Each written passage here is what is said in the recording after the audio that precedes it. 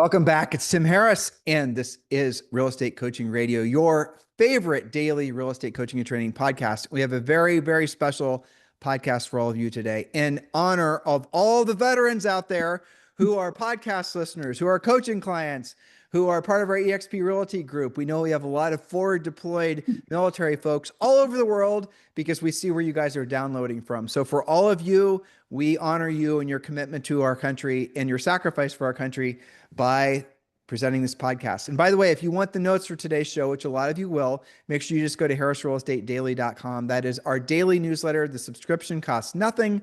And without any further delay, Julie Harris, let's roll into it. And the title of today's show is How to Sell More Homes by Serving Veterans. That's right, because serving those who served isn't just a privilege, it is a powerful market opportunity.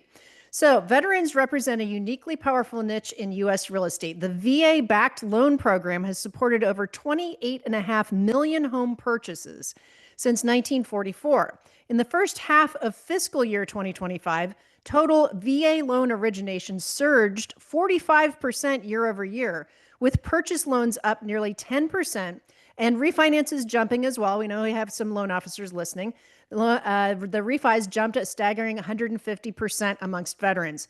As of May of 2025, nearly 260,000 VA loans totaling over $100 billion had already closed. So this is a significant part of the market. And I think that agents have been underserved with a lot of misinformation about VA loans and how to help veterans. And I really wanted to take this opportunity for us to make this all about veterans with regards to real estate agents helping those who served. So we've got several points here. I'm ready to jump in if you are. Again, if you want these notes, guys, just go to harrisrealestatedaily.com. And these are fantastic notes to use for your own social media, for educating maybe veterans in your marketplace. A lot of people that have served don't, like I'll tell you guys, my dad who served in the Army, and this was, I think he was in his 40s, maybe in his 40s, and he didn't realize he had VA benefits. And when Julie and I got into real estate, actually it may have been in his 50s, we had learned about VA benefits, and him and my mom were trying to refinance at their home, and they didn't realize that he had the ability to get a veteran's mortgage, a VA mortgage. The sad part of that is that they didn't buy their first house until they were well into their 30s. Had he known he had VA benefits, they could have, bought their house obviously well before then.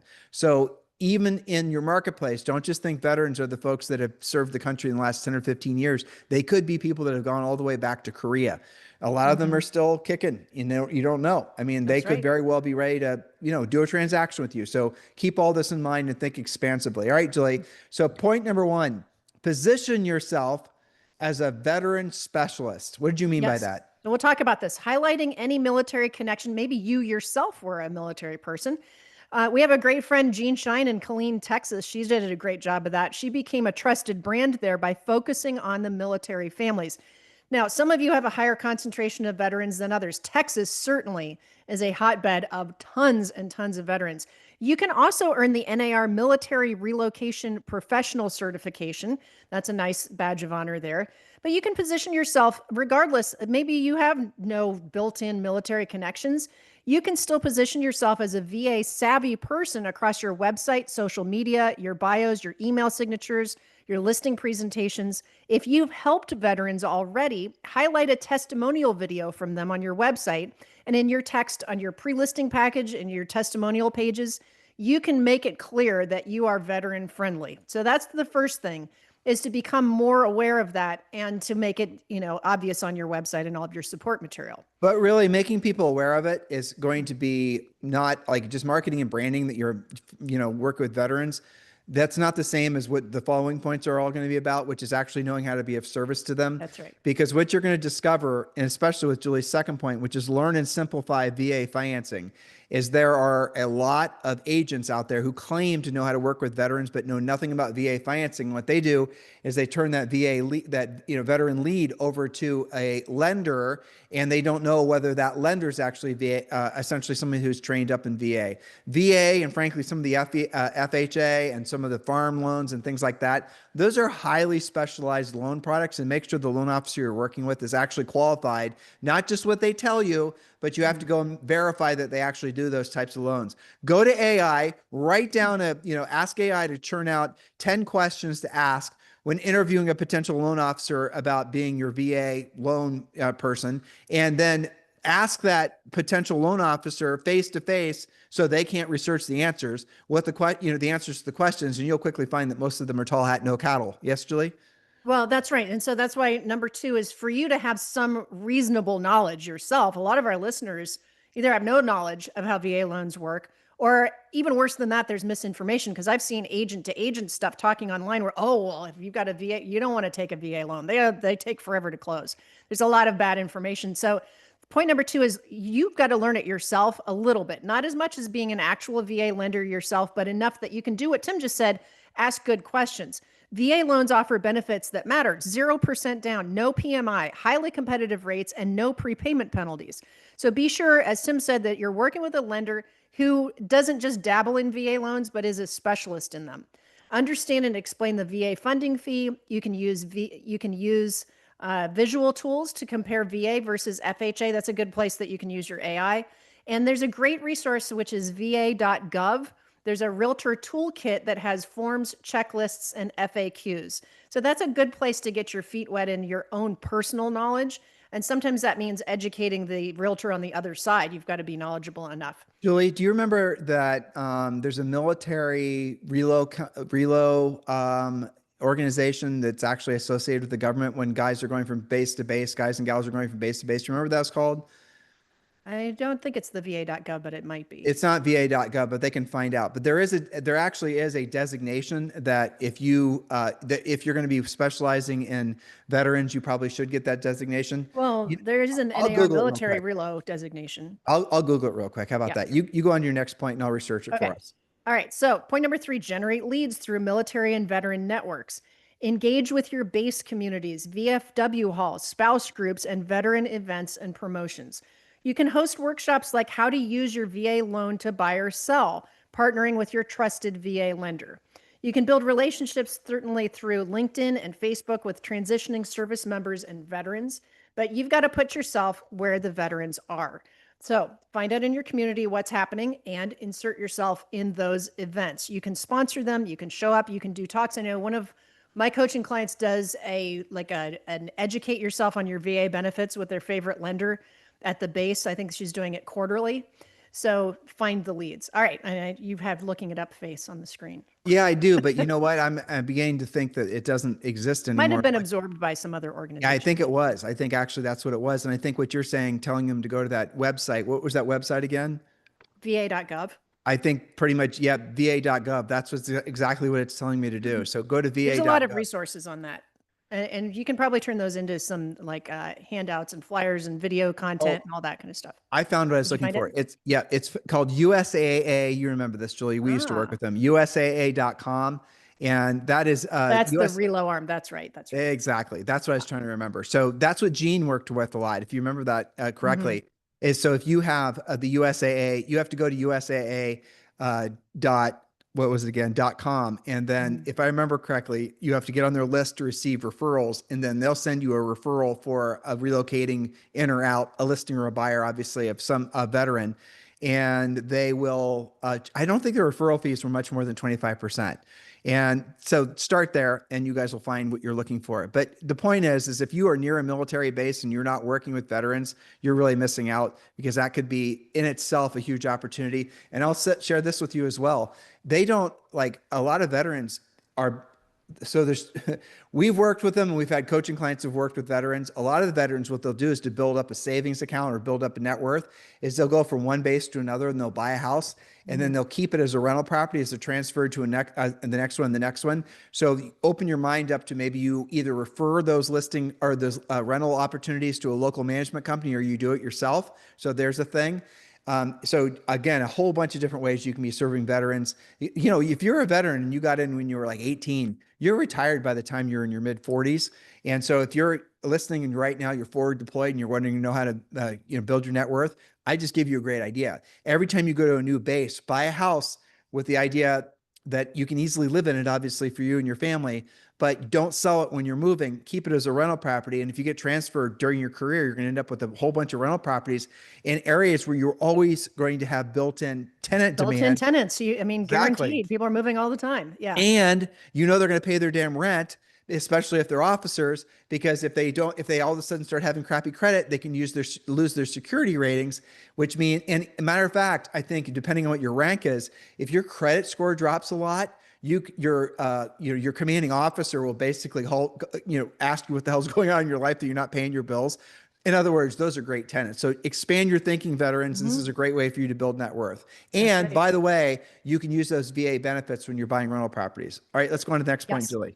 Okay, so number 4, create veteran-centered educational content. Produce downloadable guides like the Veterans Homebuyer Guide or VA Loan Check cheat sheet. You can share short videos busting myths, like the myth that you can only use your VA benefits once. That's not true. You can use your benefits more than once. Add a veterans tab to your site featuring testimonials, lender referrals, VA loan FAQs. You can even do a mini video for each FAQ. And you can be a guest on veteran or military podcasts or interview a VA lender for your own podcast, depending. Maybe you could do both.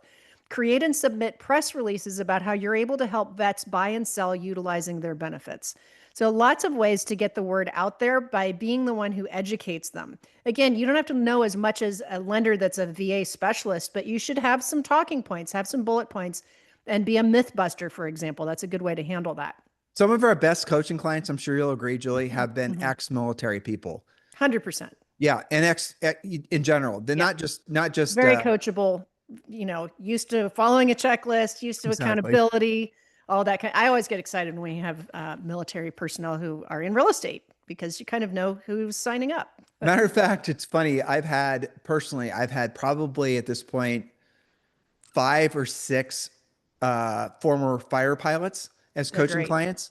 And as soon as they basically tell me what their military background is, it's like, I'm in. I want to be your coach. You don't have to, I don't care I don't care if you've never sold a damn house before, if you don't even know what a listing contract is. If you've got that disciplined background to rise to that level, you are going to be such a rock star. Yeah, because they come with discipline. It saves you like 500 coaching calls sometimes. Yeah. So if you're a veteran and you're listening, or you're forward deployed and you're listening, and you're wondering what a great career would be, I would strongly suggest you think about residential real estate, because you've already got more going for you than can possibly imagine. The very fact that you're in the military and you've learned, discipline, you've learned how to be, follow a schedule. You've learned certainly how to do what you didn't want to do, and you didn't want to do it at the highest level. That is the military. So just with that in mind, expand your thinking, and maybe your next move when you're no longer active is to indeed become a real estate agent. All right, Julie, let's go to the next point. Right. And don't forget military spouses, because you guys are used to getting relocated all the time and having to reinvent yourselves. So, we coach a lot of military spouses too. Okay. So next is number 5. This is a great benefit. If you can be very clear that you can do number 5, adapt to the military life timelines. Understand permanent change of station. That's PCS, permanent change of station cycles, deployments, relocation deadlines. Be flexible. Be the agent that goes and previews property and sends a video, or walks through, or, talks to somebody on Zoom. Make their lives easier. They're defending the country for all of us. You provide value by creating less stress for them and their spouse.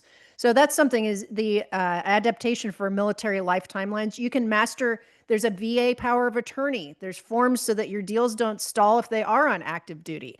Use virtual tools, online tours, remote e-signing, remote closings. Stay, flexible, stay responsive. Be willing to maybe reach out. We have a coaching client in Guam, Tim. I can't even figure out in my head what time zone that is, but it's far, far away. Be flexible, okay? So next we have number 6, educate sellers and fellow realtors on VA loans. There's lots of outdated myths about VA loans that do harm veterans. As you said, your dad didn't even know about the benefits for a long time. A lot of those are myths. So here's a myth. VA loans are slow to close. The reality is timelines typically match almost exactly those of conventional loans. Sometimes, again, they stall out because somebody got deployed. You can be the backstop to that. Sellers have to pay all the fees. VA closing costs are negotiable, just like any other offer. A lot of agents didn't realize that. VA appraisals are too strict. We used to hear that all the time.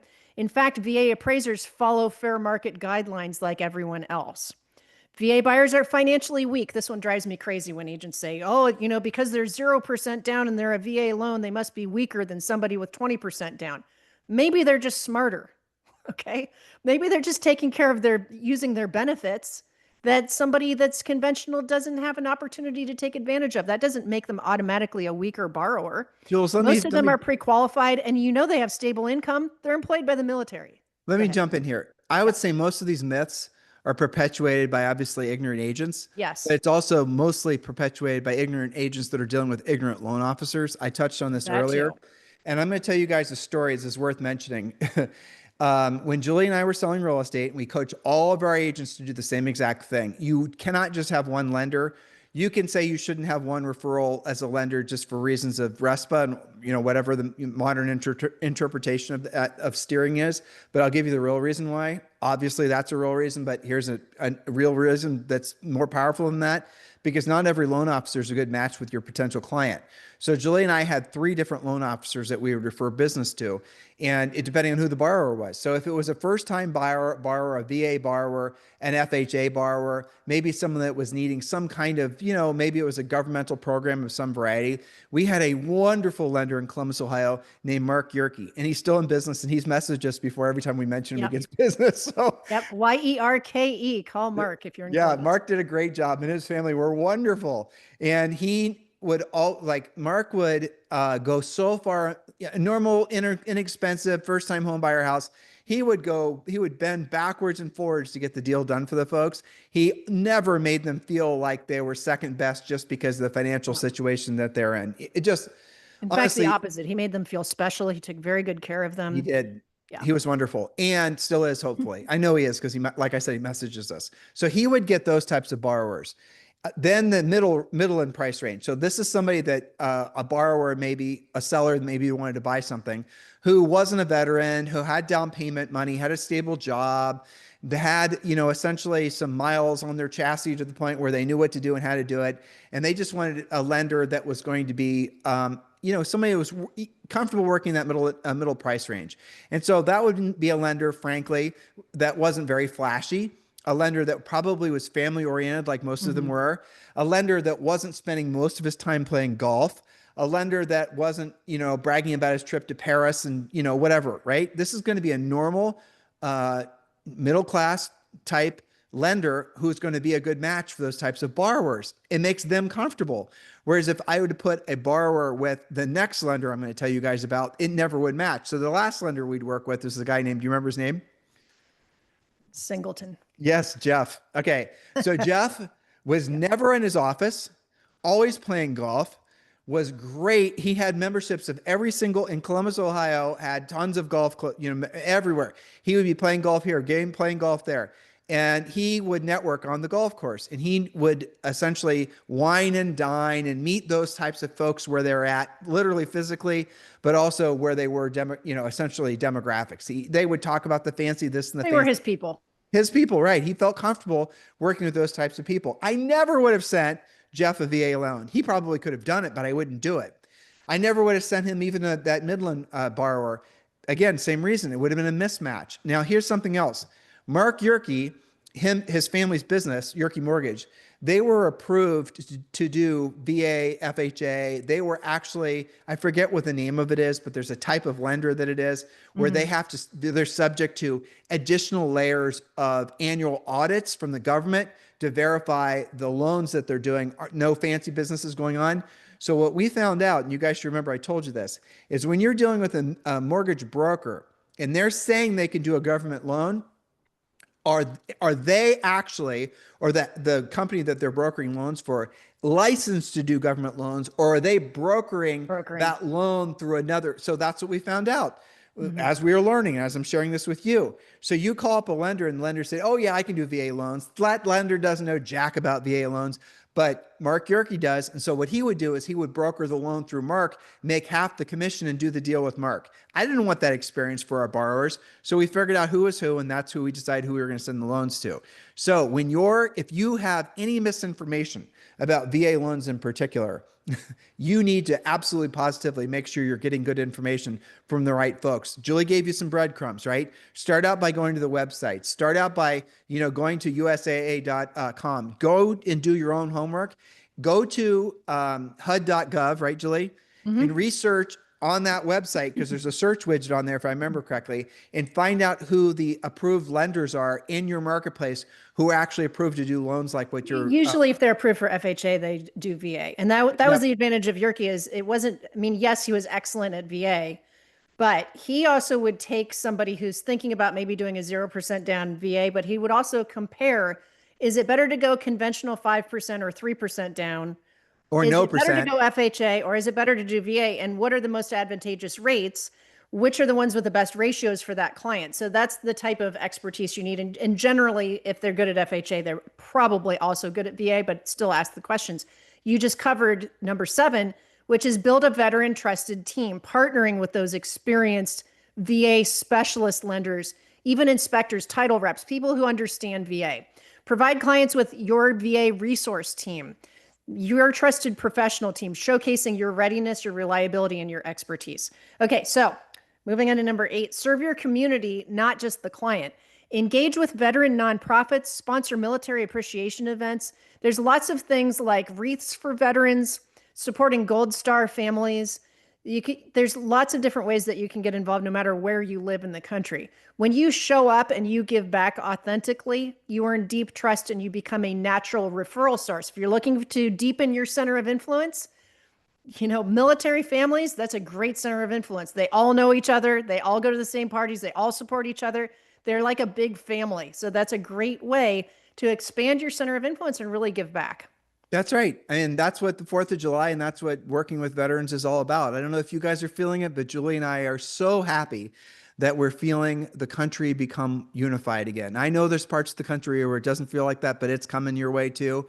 We are going to, within next 12 months, we're going to feel as a country like we're all celebrating how lucky we are to live in the United States. And I know there's always going to be political divides and social divides. That's just the nature of having, 3 billion plus people in the same place, in the same location. That's what's going to happen. There's going to be conflict, but we are blessed, and our freedoms that we all enjoy are from the military, from forward deployed military folks, and from veterans. They're the ones that are protecting our rights.